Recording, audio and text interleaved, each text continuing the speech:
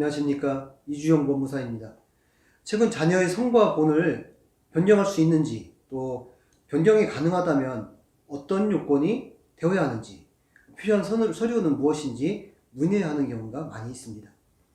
성과 본의 변경은 자녀의 복리를 위해서 변경할 필요가 있을 때 신청을 하고 법원의 허가를 받아서 변경할 수 있는 제도입니다. 이번 시간에는 사례를 통해서 자녀의 성과 본의 변경 신청과 신문기일 등 절차 등에 관해서 알아보겠습니다.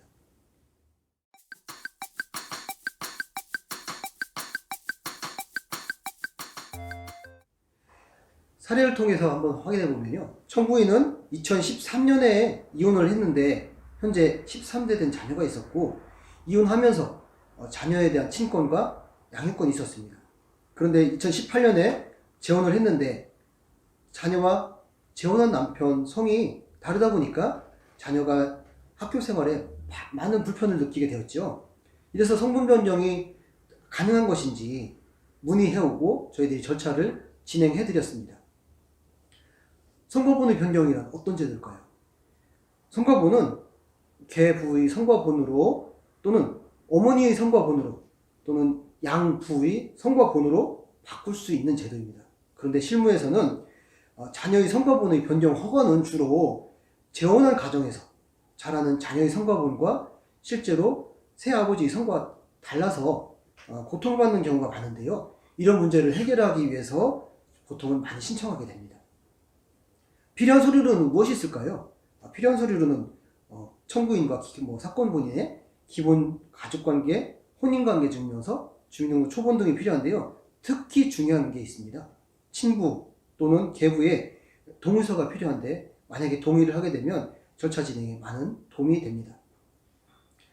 만약 동의서가 없다면 친부에게 법원에서는 의견 청취서를 보내게 되고요.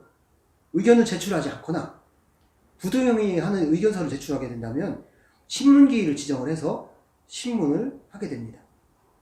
전체적인 절차 흐름을 간단히 살펴보면요.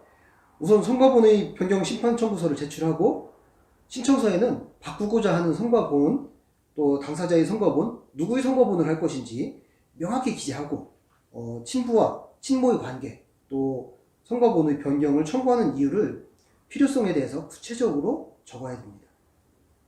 그렇게 되면 법원에서 제출된 서류를 심사를 하고 관계자들에게 의견을 청취하게 되고 이후 신문기일을 지정하게 됩니다.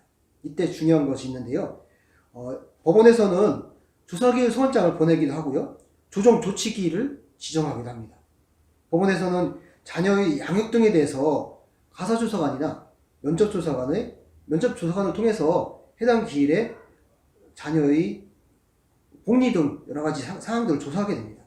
이 경우 양육기관에서 양육의사가 있는지, 또 자녀의 양육 환경, 또 면접교섭의 여부, 또 양육비에 대한 의견 등을 조사하게 되고요.